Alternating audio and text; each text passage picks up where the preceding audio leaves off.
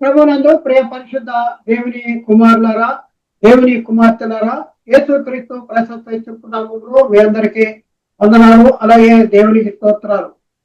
ప్రియులారా, ఎలా ఉన్నారు? బాగున్నారు కదా? చాలా సంతోషం. ప్రియులారా, దేవుని కృప మహదేశ్వర్యాన్ని బట్టి మేము కూడా కులాసాగానే ఉన్నాం. ప్రియులారా, ఒక ప్రత్యేకమైన అంశం ద్వారా మరొకసారి మీ చేరులోనికి రావడానికి దేవుడు మాకు అనుగ్రహించిన గొప్ప అవకాశాన్ని బట్టి దేవునికి మరొకసారి కృతజ్ఞతలు చెల్లిస్తున్నా. దేవునికి స్తోత్రాలు. ప్రియులారా, ఈ రోజు మనం నేర్చుకునే అంశము బాప్తిజము యేసుక్రీస్తు నామములోనే ఎందుకు పొందుకోవాలి, పార్ట్ 2. బాప్తిజము యేసుక్రీస్తు నామములోనే ఎందుకు పొందుకోవాలి అనేది క్లాసులో రెండవ తరగతి రెండవ క్లాసు. అయితే ఈ క్లాసులో మనం నేర్చుకునేది ఏంటంటే, యేసుక్రీస్తు యొక్క మహిమను ధరించుకొనుటకు మనము బాప్తిజము యేసుక్రీస్తు నామములోనే పొందవలెను. అంటే యేసుక్రీస్తు యొక్క మహిమను ధరించుకోవాలంటే మనం ఎవరి నామంలో బాప్తిజం తీసుకోవాలంట? యేసుక్రీస్తు నామంలోనే బాప్తిజం తీసుకోవాలి అనే సంగతి ఈ రోజు మనము నేర్చుకుంటానికి మనం ప్రయత్నం చేద్దాము. ప్రియులారా, చాలా జాగ్రత్తగా ఆలోచించండి, చాలా జాగ్రత్తగా పరిశీలన చేయండి. బాప్తిజం యేసుక్రీస్తు నామములోనే ఎందుకు పొందవలను? Class number 2. యేసుక్రీస్తు యొక్క మహిమను ధరించుకున్నటకు మనము బాప్తిజము యేసుక్రీస్తు నామములోనే పొందుకోవాలి అనేది ఈ రోజు మనం నేర్చుకునే అంశము. బాప్తిజము పొందిన మనము తండ్రి మహిమను ధరించుకుంటున్నామని బైబిల్ చెప్తుందా? ఇది మనం ఆలోచించాలి. బాప్తిజం పొందిన మనము ఫస్ట్ డైరెక్ట్ గా తండ్రి మహిమను ధరించుకుంటున్నామని బైబిల్ చెప్తుందా? లేక పరిశుద్ధాత్మల మహిమను ధరించుకుంటున్నామని బైబిల్ చెప్తుందా? లేక క్రీస్తును ధరించుకుంటున్నాము అంటే క్రీస్తు మహిమను ధరించుకుంటున్నాము అని బైబిల్ చెప్తుందా? ఇది మనం బైబిల్లో పరిశీలన చేయవలసిన అవసరం ఉంది. బాప్తిజంలో ఎవరి మహిమను ధరించుకుంటున్నాము? డైరెక్ట్ ఎవరి మహిమను ధరించుకుంటున్నాము? బాప్తిజంలో మనము యేసు క్రీస్తు మహిమను ధరించుకుంటున్నామని బైబిల్ చెప్తుంది. ప్రియులారా, యేసు క్రీస్తు మహిమను ధరించుకుంటున్నామంట ఎక్కడ చెప్తుంది? మనం పరిశీలన చేద్దాం. ఎక్కడ చెప్తుంది అనేసి మనం పరిశీలన చేద్దాం.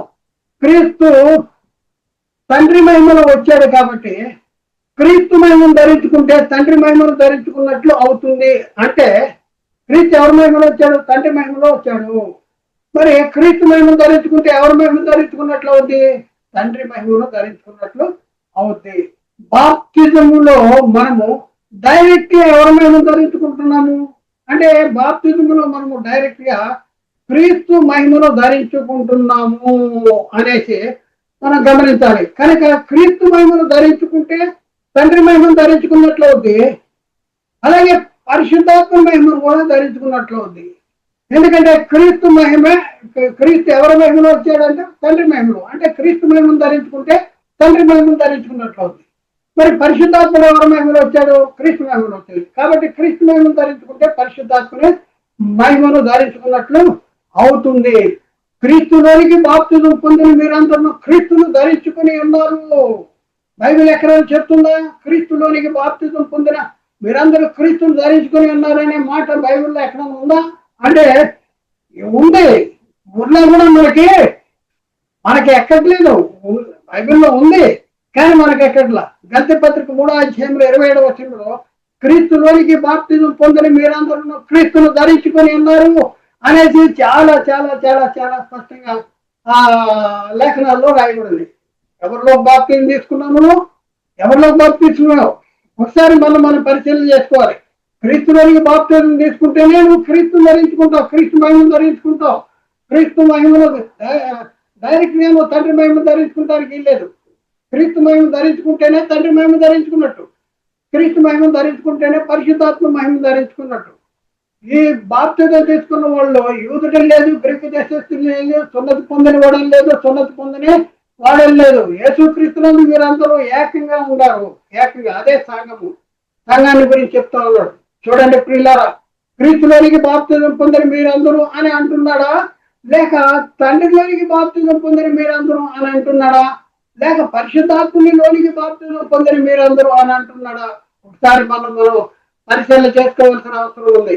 క్రీస్తులోనికి బాప్తిజం పొందని మీరందరూ అని అంటున్నాడు. క్రీస్తును ధరించుకుని ఉన్నారు అన్నాడు. క్రీస్తులోనికి బాప్తిజం పొందని మీరందరూ క్రీస్తును ధరించుకుని ఉన్నారు.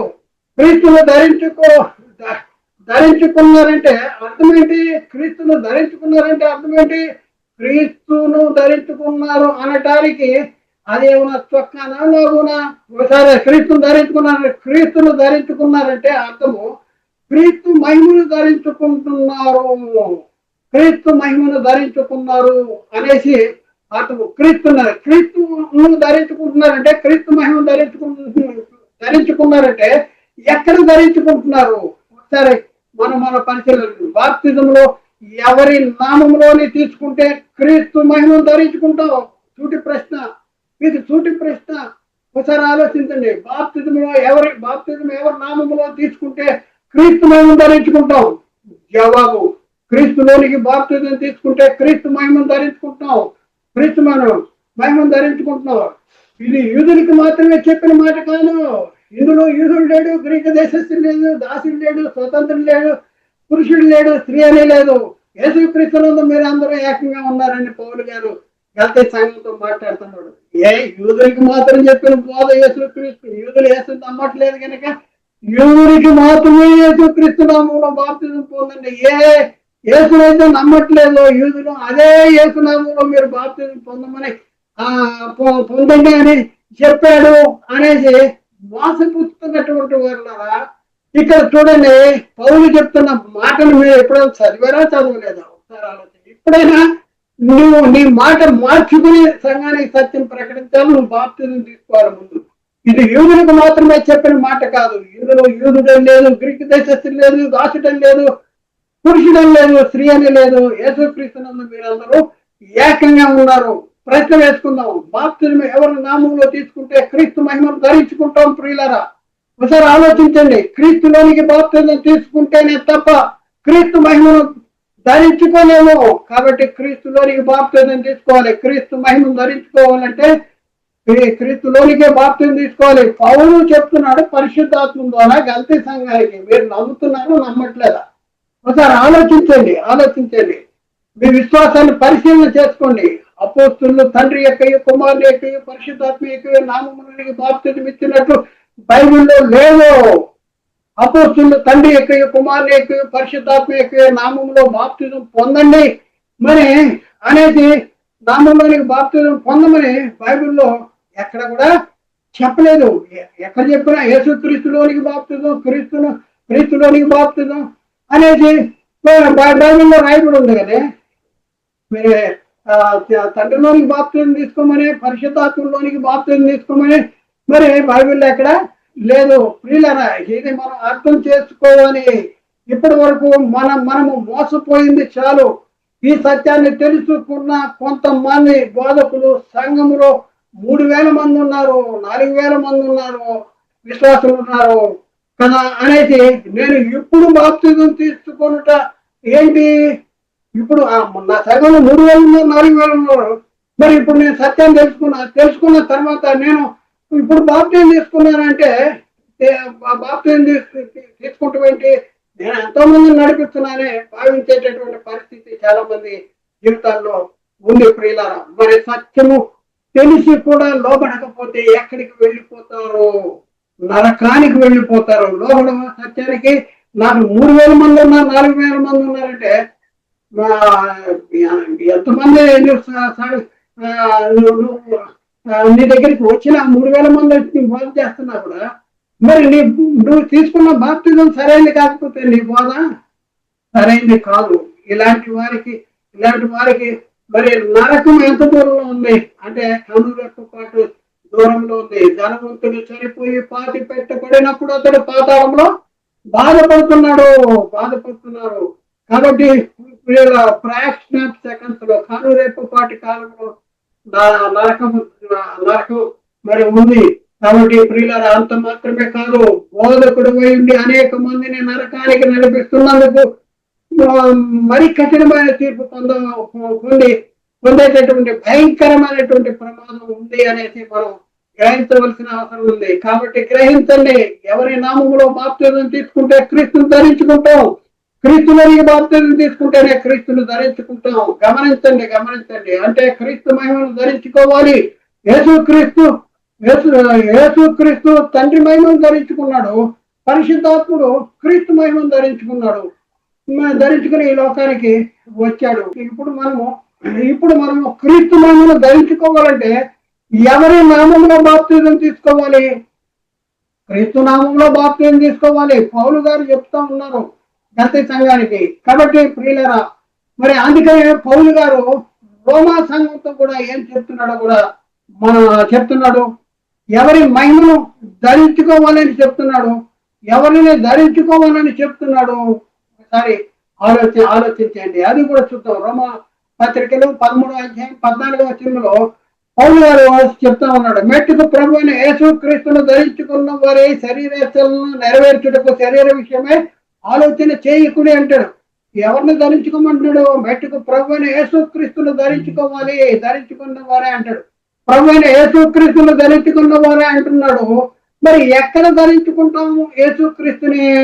యేసుక్రీస్తులోనికి బాప్తిజం తెచ్చుకోవటం ద్వారానే యేసుక్రీస్తుని ధరించుకుంటాము. గమనించండి ఎంత చక్కగా బైబిల్లో ఉన్నాం. మేము బైబిల్ని నమ్మం, బైబిల్కు లోబడం అనే పరిస్థితుల్లో ఈరోజు సంఘాన్ని మరి నడిపిస్తున్నాడు సాతాను గారు. భక్తి ఉంటే సరిపోతాయి అని అంటున్నాడు. భక్తి స్తోత్రం అల్లే అంటున్నాడు. కానీ ప్రియులారా, మన విశ్వాసము లేఖనానుసారంగా లేకపోతే, మనం తీసుకున్న బాప్తిజం సత్యము కాకపోతే నిత్య నరకానికి వెళ్ళేటటువంటి పరిస్థితి ఉంది. బైబిల్ ఎంత విపులంగా వ్రాయబడి ఉన్నా ఇది మనకు అర్థం కావటం లేదు. ఎందుకంటే ఈ యుగ సంబంధమైన దేవత అవిశ్వాసులైన వారి మనోనేత్రాలకి గుడ్డితనము కలగజేశాడు. పరిశుద్ధాత్మని బోధకు విలువని పరిస్థితి మన జీవితాల్లో డెవలప్ చేశాడు. మన జీవితాల్లో మన మనసుల్ని కఠినమైపోయేలా చేశాడు. సత్యాన్ని వినటం కూడా లేదు, సత్యానికి లోబడటం కూడా లేనటువంటి పరిస్థితి సాతాను మన జీవితాల్లో కలిగజేశాడు. ఈ రోజు యేసుక్రీస్తు చెప్పాడు, దేవుని వలన విన్న ఆ రోజు యేసుక్రీస్తు చెప్పాడు. ఆయన జీవించిన కాలంలో యేసుక్రీస్తు చెప్పాడు యూదులతో. ఏం చెప్పాడు? దేవుని వలన వినిన సత్యమును మీతో చెప్పిన వాడనైనా నన్ను వెతుకుతున్నారే అని అంటున్నాడు. దేవుని వల్ల విన్న సత్యాన్ని మీతో చెప్తున్నాను అంటాడు. ఒకసారి ఆలోచించండి. యోహాను సువార్త 8వ అధ్యాయం 43-44 వచనంలో, మీరేలా నా మాట గ్రహింపకున్నారు, మీరు నా బోధ విన్నేరకుండటం వల్లే కదా అని చెప్పుకుంటూ వచ్చి 44వ వచనంలో, మీరు మీ తండ్రి అపవాద సంబంధులు, మీ తండ్రి దురాశల్ని నెరవేర్చుకుంటున్నారు. ఆది నుండి వాడు నరాంతకుడైంది సత్యమందు నిలిచిన వాడు కాదు, వాని ఇందులో సత్యమే లేదు. వాడు అబద్ధికుడు, అబద్ధం ఆడినప్పుడు తన స్వభావమును అనుసరించే మాట్లాడాడు. వాడు అబద్ధికుడు, అబద్ధానికి జనకుడు అంటాడు. కాబట్టి ఇప్పుడున్న పరిస్థితుల్లో మనము సత్య సంబంధులమై బోధ వినకపోతే ఎవరి సంబంధులం అవుతాము? మనము సత్య సంబంధమైన బోధ. కాబట్టి ఇప్పుడున్న పరిస్థితుల్లో ప్రియులరా, మనము సత్య సంబంధమైన బోధ వినకపోతే ఎవరి సంబంధులం అవుతాము? అపవాది సంబంధులం అవుతాము. చాలా జాగ్రత్తగా మన పరిశీలన చేసుకోవాల్సిన అవసరం ఉంది. మనము ఎవరి మహిమను ధరించుకోవాలి? బాప్తిజంలో ఎవరి స్వరూపంలో మార్చబడాలి? ఎవరి స్వరూపంలోనికి మనం మార్చబడాలి? మనము క్రీస్తు స్వరూపంలోనికి మార్చబడాలి. క్రీస్తు మహిమను ధరించుకోవాలి బాప్తిజంలో. ఇది ఎక్కడ జరుగుద్ది అంటే బాప్తిజంలో జరుగుద్ది. పౌలు చెప్తా ఉన్నాడు గల్తీ పత్రిక 4వ అధ్యాయం 19వ వచనంలో, నా పిల్లలారా, క్రీస్తు స్వరూపము మీ యందు ఏర్పడే వరకు మీ విషయమే నాకు మరల ప్రసవ వేదన కలుగుతున్నది. నాకు ప్రసవ వేదన కలుగుతుందంట. మీరు ఎవరి స్వరూపము ధరించుకోవాలి? క్రీస్తు స్వరూపము ధరించుకోవాలి. ఎవరి మహిమను ధరించుకోవాలి? క్రీస్తు మహిమను ధరించుకోవాలి. ఎవరి నామములో బాప్తిజం తీసుకోవాలి? క్రీస్తు నామములో బాప్తిజం తీసుకోవాలి. క్రీస్తు నామంలో బాప్తిజం తీసుకోవాలి. పౌలు తెస్సలోనికి రాసిన పత్రిక రెండవ పత్రికలో 2వ అధ్యాయం 14వ వచనంలో చాలా చక్కని మాటలు చెప్పాడు. చక్కగా చెప్తున్నాడు. మనకు అర్థం కావట్లా. మీరు ఇలాగ రక్షించబడి మన ప్రభు అయిన యేసుక్రీస్తు యొక్క మహిమను పొందవలని ఆయన మా సువార్త ద్వారా మిమ్మల్ని పిలిచారు. మీరు ఇలాగ రక్షించబడి ఎవరి మహిమను పొందుకోవాలంట? మన ప్రభు అయిన యేసుక్రీస్తు యొక్క మహిమను పొందవలని ఆయన మా సువార్త ద్వారా మిమ్మల్ని పిలిచాడు. ప్రియులారా, ఎవరి మహిమను పొందుకోవాలి? మనము ప్రభు అయిన యేసుక్రీస్తు యొక్క మహిమను పొందుకోవాలి యేసుక్రీస్తు యొక్క మహిమను. మరి ప్రశ్న, యేసుక్రీస్తు యొక్క మహిమను ఎక్కడ పొందుకుంటున్నాం? ఎక్కడ పొందుకుంటున్నాం అండి యేసుక్రీస్తు యొక్క మహిమ? అంటే బాప్తిజము పొందుకుంటాం ద్వారా మనం యేసుక్రీస్తు యొక్క క్రీస్తుని ధరించుకుంటున్నాం, క్రీస్తు మహిమను ధరించుకుంటున్నాం. అయితే ఈ బాప్తిజం ఏ నామంలో తీసుకుంటే క్రీస్తుని ధరించుకుంటున్నాము? ఒకసారి ఆలోచించండి. క్రీస్తు స్వరూపాలుగా మార్చబడతాము. మరి అంటే ఏ నామంలో బాప్తిజం తీసుకుంటే యేసుక్రీస్తు యొక్క మహిమను పొందుకుంటామండి? చాలా జాగ్రత్తగా మనం పరిశీలన చేయాలి. ప్రశ్న క్రీస్తు స్వరూపము ధరించుకోవాలన్నా, క్రీస్తు మహిమను ధరించుకోవాలన్నా మనము ఏ నామములో బాప్తిజం తీసుకోవాలి?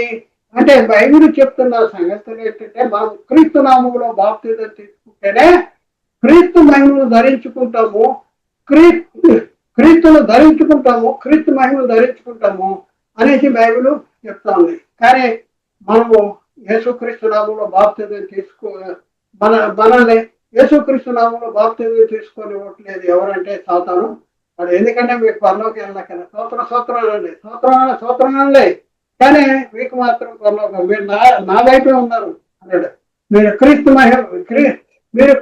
మహిమనే ఉన్నారని పౌలు గారు చెప్తున్నటువంటి మాటలు చూద్దాం. పౌలు గారు కొరింథీ సంఘానికి చెప్తా ఉన్నాడు.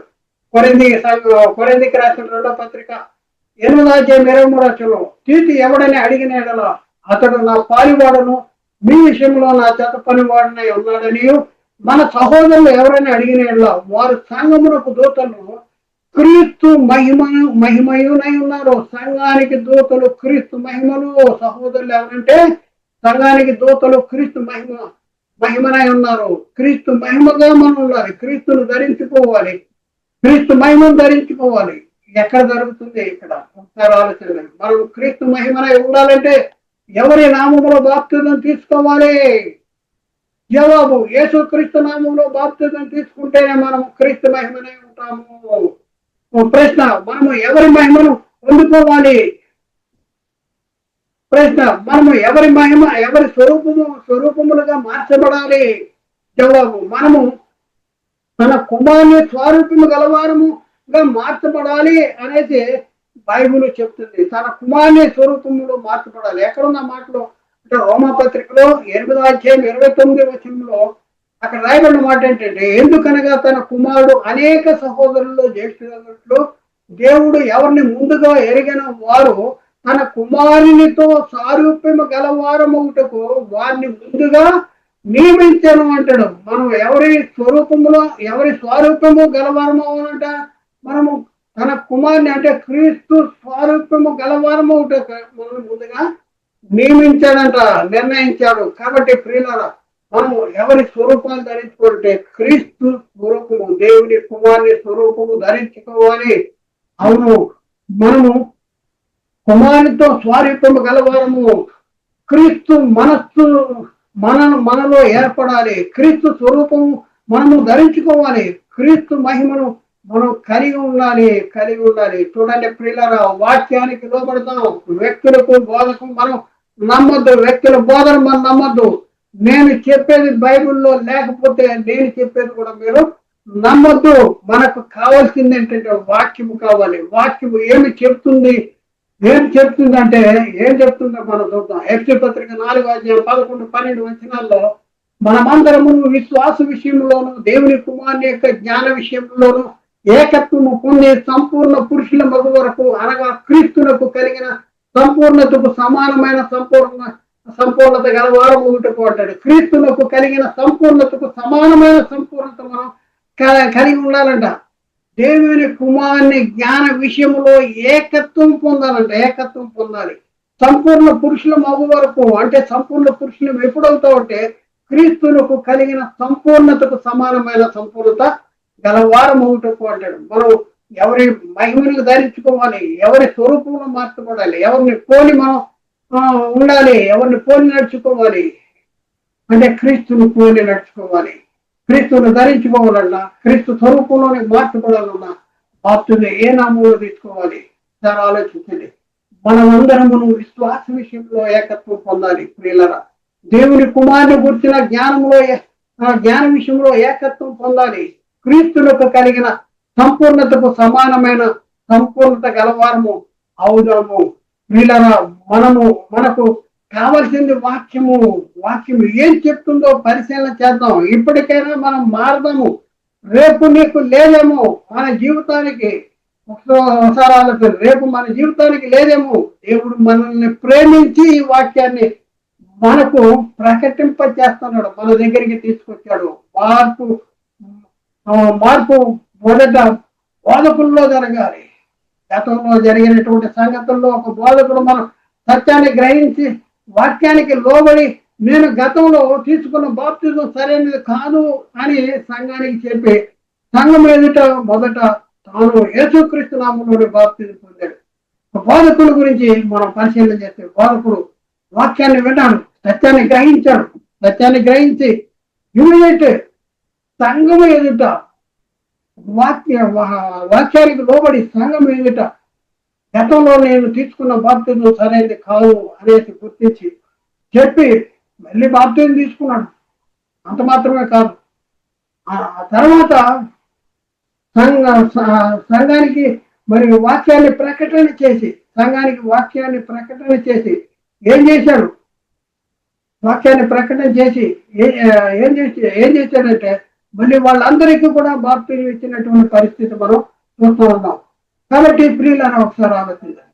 మనము ఎవరికి కలిగిన సంపూర్ణతకు సమానమైన సంపూర్ణత కలిగిన వారమే ఉండాలి అంటే ఉండాలని దేవుడు తలుస్తున్నాడు.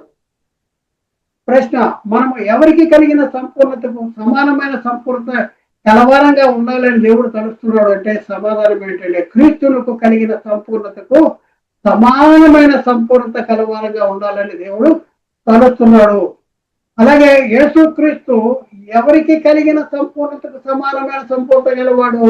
యేసుక్రీస్తు దేవునితో సమానమైన సంపూర్ణత గలవాడు. ఎందుకంటే యేసుక్రీస్తు దేవుని మహిమలో వచ్చాడు. కాబట్టి యేసుక్రీస్తు ఎవరి సంపూర్ణతకు సమానమైన సంపూర్ణత గలవాడు? దేవుని సంపూర్ణత సమానమైన సంపూర్ణత గలవాడు. ఫిలిప్పీ పత్రిక 2:6 ఆయన దేవుని స్వరూపము గలవాడండి. దేవునితో సమానముగా ఉండటం విడిచిపెట్టకూడని భాగ్యమని ఎంచుకోలేదు. దేవుని స్వరూపం కలవాడంట. అలాగే హెబ్రీ పత్రిక 1:3 ఆయన దేవుని మహిమ యొక్క తేజస్సు. ఆయన అంటే యేసుక్రీస్తు ఎవరంట? దేవుని మహిమ యొక్క తేజస్సు. ఆయన అంటే యేసుక్రీస్తు ఆయన తత్వం యొక్క మూర్తిమత్వము. యేసుక్రీస్తు దేవుని తత్వం యొక్క మూర్తిమత్వం అనే ఉంది అంటాడు. దేవుని మహిమ యొక్క తేజస్సు, దేవుని తత్వం యొక్క మూర్తిమత్వము యేసుక్రీస్తు. ఇప్పుడు మనము ఎవరి సంపూర్ణత గలవారము? ఇప్పుడు మనము క్రీస్తు సంపూర్ణతకు సమానమైన సంపూర్ణత గలవారము. ప్రేమ కలిగి సత్యము చెప్పుతూ క్రీస్తు వలె ఉండుటకు మనం అన్ని విషయంలోనూ కూడా ఎదగాలి. అన్ని విషయాల్లో కూడా ఎదగాలి. ఎత్తి పత్రిక 4:15 ప్రేమ కలిగి సత్యము చెప్పుతూ క్రీస్తు వలె ఉండుటకు మనం అన్ని విషయాల్లో ఎదుగుదము. ప్రేమ కలగాలి, సత్యము చెప్పాలి, క్రీస్తు వలె ఉండాలంటే. అంటే ఏ నామంలో బాప్తిజం తీసుకుంటే నువ్వు క్రీస్తు వలె ఉంటావు? ఒకసారి ఆలోచించండి. ఇప్పుడు మనము క్రీస్తును పోలి నడుచుకోవాలి. అపోస్తలుడైన పౌలు చెప్తున్నాడు, క్రీస్తును పోలి నడుచుకోవాలి. చూద్దాం, పౌలు గారు కొరింథీకి రాసిన మొదటి పత్రిక 11:1 అక్కడ ఏమంటాడు? నేను క్రీస్తుని పోలి నడుచుకుంటున్న ప్రకారం, నేను క్రీస్తుని పోలి నడుచుకుంటున్నాను అంటాడు. ప్రకారం మీరు నన్ను పోలి నడుచుకోండి అని చెప్తున్నాడు. మీరు నన్ను పోలి నడుచుకోండి. ఎప్పుడు పౌలుని పోలి నడుచుకోవాలని చెప్తున్నాడు. ఎలా నడుచుకోవాలని చెప్తున్నాడు? నడుచుకోవాలని పౌలు గారు చెప్తూ ఉన్నారు. నేను క్రీస్తుని పోలి నడుచుకున్న ప్రకారం మీరు కూడా నన్ను పోలి నడుచుకోండి అని పౌలు చెప్తా ఉన్నాడు. ప్రతి మనిషిని ఎవరైనా సంపూర్ణ చేసి దేవుని ఎదుట నిలబెట్టాలని ప్రతి మనిషికి బోధించుతూ క్రీస్తుని ప్రకటించుతున్నామని పౌలు చెప్తున్నాడు. ఒకసారి ఆలోచించండి. ప్రతి మనుష్యుడు ఎవరైనా సంపూర్ణంగా చేసి దేవుని ఎదుట నిలబెట్టాలని ప్రతి మనిషినికి బోధించుతూ క్రీస్తును ప్రకటిస్తున్నా అనేసి పౌలు గారు చెప్తున్నాడంటే ప్రతి మనుష్యుడు క్రీస్తునందు సంపూర్ణంగా చేసి దేవుని ఎదుట నిలబెట్టాలని పౌలు గారు చెప్తున్నాడు. ప్రతి మనిషిని ఎవరైనా సంపూర్ణ కావాలి, క్రీస్తునందు సంపూర్ణ కావాలి. ఆ క్రీస్తునందు సంపూర్ణంగా చేసి దేవుని ఎదుట నిలబెట్టాలని పౌలు చెప్తా ఉన్నాడు. చూద్దాం, కొలస్సీ పత్రిక 1:28 ప్రతి మనిషిని క్రీస్తునందు సంపూర్ణంగా చేసి ఆయన ఎదుట నిలవబెట్టవలనని సమస్త విధములైన జ్ఞానంతో ప్రతి మనుషునికి బుద్ధి చెప్పుతూ ప్రతి మనుషునికి బోధించుతూ ఆయనను అంటే క్రీస్తును ప్రకటించుతున్నాము అంటాడు. ప్రియులారా, ఆ ప్రశ్న వేస్తున్నాం, ఎవరైందు మనం సంపూర్ణమై ఉన్నాము అంటే క్రీస్తునందు మనము సంపూర్ణమై ఉన్నాము. ఫలిప్పీ పత్రిక 2వ అధ్యాయము 9-10 వచనాల్లో ఏలైనగా దేవత్వము యొక్క సర్వ సంపూర్ణత శరీరముగా క్రీస్తునందు నివసించుతున్నది, మరియు ఆయన మీరు సంపూర్ణమై ఉన్నారు. ఆయన సమస్త ప్రధానులకు అధికారులకు శిరస్సు ఉన్నాడు అంటాడు. దేవత్వం యొక్క సర్వ సంపూర్ణత సర్వ పరిపూర్ణత శరీరముగా క్రీస్తునందు నివసించుతుంది, మరియు ఆయన మీరు సంపూర్ణమై ఉన్నారు అనేసి పౌలు వీరు క్రీస్తులో సంపూర్ణులు అంటాడు. ఎప్పుడు సంపూర్ణులు అవుతారు? మనము క్రీస్తులకు మనము కలిగి ఉండవలసినటువంటి ప్రేమ మాదిరి ఎవరు? మనం కలిగి ఉండవలసినటువంటి ప్రేమకు మాదిరి ఎవరు? ఎవరంటే మనం కలిగి ఉండవలసినటువంటి ప్రేమకు మాదిరి క్రీస్తే. ఎఫెసీ పత్రిక 5:2 క్రీస్తు మిమ్మల్ని ప్రేమించి పరిమళ వాసనగా ఉండటకు మన కొరకు తాను దేవునికి అర్పణగా బలిగాను అర్పించుకున్నాడు. అలాగనే మీరు ప్రేమ కలిగి నడుచుకోవాలి. మీరు కూడా అలాగే ప్రేమ క్రీస్తు ఎలా నడుచుకున్నాడో మనం కూడా అలా నడుచుకోవాలి. దేవుని మూలంగా పుట్టిన ప్రతి వాడు ఎవరు అంటే లోకాన్ని జయించిన వారు ఎవరు? దేవుని మూలంగా పుట్టిన వాడు ఎవరు? లోకాన్ని జయించిన వారు ఎవరు? జయించిన వారికి ఎవరి సింహాసనం మీద కూర్చుండబెడతాను అనేసి లేఖనాల్లో రాయబడి ఉన్నాయి అనేసి మనం చూస్తే యోహాను రాసిన మొదటి పత్రిక 5వ అధ్యాయము 4వ వచనంలో దేవుని మూలంగా పుట్టిన వారందరూ లోకాన్ని జయిస్తారట. లోకాన్ని జయించుదురు. లోకాన్ని జయించిన విజయం ఏంటంటే మన విశ్వాసమే. అలాగే మొదటి యోహాను 5:5 యేసు దేవుని కుమారుడని నమ్మువాడు తప్ప లోకాన్ని జయించిన వాడు ఎవడు? లోకాన్ని జయించిన వాడు ఎవడంటే యేసు దేవుని కుమారుడని నమ్మువాడు తప్ప. కాబట్టి ప్రియులారా, ఒకసారి ఆలోచించండి. ఇప్పుడున్న పరిస్థితుల్లో మనం యేసు క్రీస్తుని దేవుని కుమారుడని నమ్మటం వలన మనము ఈ లోకాన్ని జయించిన వారము అవుతాము. లోకాన్ని జయించిన వారు అవుతాం. లోకాన్ని జయించిన మనలను ఎవరి సింహాసనం మీద కూర్చోబెడతానంటున్నాడంటే ప్రకటన గ్రంథం 3:21లో నేను జయించిన తండ్రితో కూడా ఆయన సింహాసనం ముందు కూర్చున్న ప్రకారము జయించుమని నాతో కూడా నా సింహాసనం ముందు కూర్చుండనిచ్చేదను అనేసి చెప్తున్నాడు. కాబట్టి ప్రియులారా, ఒకసారి ఆలోచించండి. క్రీస్తు నామంలో బాప్తిజం తీసుకుంటేనే మనము క్రీస్తును ధరించుకుంటాం. క్రీస్తులోనికి బాప్తిజం తీసుకుంటేనే మనము క్రీస్తు మరణంలోను క్రీస్తు పునరుద్ధానంలోను పాలివారం అవుతాము. కాబట్టి ప్రియులారా, ఒకసారి ఆలోచించండి. మనము ఎవరి నామంలో బాప్తిజం తీసుకున్నాం? బైబిల్ ఏం చెప్తుంది? ఎవరి నామంలో బాప్తిజం తీసుకోవాలని బైబిల్ చెప్తుంది. బైబిల్ చాలా స్పష్టంగా చెప్తుంది. క్రీస్తులోనికి బాప్తిజం, క్రీస్తు నామంలో బాప్తిజం తీసుకోమని చెప్తుంది. క్రీస్తులోనికి బాప్తిజం తీసుకోమని చెప్తుంది. కాబట్టి ప్రియులారా, చాలా జాగ్రత్తగా ఆలోచించండి. సాతాను మోసగాడు వాడు చెప్తున్నది ఏంటంటే అపోస్తలులు యేసుక్రీస్తు నామంలో బాప్తిజం పొందమని యూదులకు మాత్రమే చెప్పాడు. కానీ ఎందుకు యూదులకు మాత్రమే చెప్పాడు అంటే వీళ్ళు కుంటి సాగు చెప్తున్నారు. ఏంటంటే యూదులంటే దేవుణ్ణి నమ్మారంట, పరిశుద్ధాత్మని కూడా నమ్మారంట, కానీ యేసుని నమ్మలేదంట. అయితే యేసునైతే మీరు నమ్మలేదు, ఆ యేసునామంలోనే మీరు బాప్తిజం పొందండి అనే అపోస్తలులు యూదులకు మాత్రమే చెప్పారంట. మనము చూసాం. యూదులకు మాత్రమే కాదు, అక్కడ మనం చూస్తే అన్ని జనులకు కూడా అదే బోధ చేశారు కొన్నేళ్ళ దగ్గర. అలాగే రోమపత్రిక, గలతీ పత్రిక, అలాగే ఫలిప్పీ పత్రికల్లో కూడా మనం వాక్యాలని చూసుకున్నాం. సంఘానికి కూడా యేసుక్రీస్తు నామంలోనే బాప్తిజం తీసుకొని క్రీస్తులోనికి బాప్తిజం తీసుకోమని చెప్పబడ్డ సంగతులు మనం చూసాం. కాబట్టి తస్మాత్ జాగ్రత్త. యేసుక్రీస్తు నామంలో బాప్తిజం తీసుకున్నారా? క్రీస్తును ధరించుకుని ఉన్నారా? మరి క్రీస్తు మరణంలోనూ పాలివారయ్యారా? క్రీస్తు పునరుద్ధానంలో పాలివారయ్యారా? ఆయన మరణం యొక్క సాదృశ్యమందు ఆయనతో కూడా ఐక్యము గలవారమై ఉంటేనే ఆయన పునరుద్ధానం యొక్క సాదృశ్యమందు ఐక్యము గలవారమై ఉంటాము. మీరు క్రీస్తు పునరుద్ధానం యొక్క సాదృశ్యంలో ఐక్యము కలిగినటువంటి వారిగా ఉన్నారా? ఒకసారి మనం పరిశీలన చేసుకోవాల్సిన అవసరం ఉంది. ప్రియులారా, పరిశీలన చేసుకోవాల్సిన అవసరం ఉంది. బాప్తిజం యేసుక్రీస్తు నామంలో బాప్తిజం తీసుకోమని మరి సంఘానికి చెప్పినటువంటి సంగతులు. మనం సంఘంలో చేర్చబడాలంటే యేసుక్రీస్తు నామంలోనే బాప్తిజం తీసుకున్న వాళ్ళు మాత్రమే సంఘంలో చేర్చబడతారు. ఆ బోధకి విరుద్ధమైనటువంటి బోధను విని బాప్తిజం తీసుకున్న వాళ్ళు క్రీస్తు సంఘముగా పిలువబడరు అనేది మనం గుర్తించాలి. ఆలోచించండి, అర్థం చేసుకోండి, సత్యాన్ని గ్రహించడానికి ప్రయత్నం చేయండి. దేవుడు మాట్లాడిన ప్రతి మాట ప్రతి ఒక్క హృదయంలో నీరు గట్టి ఫలింప చేయనుగాక.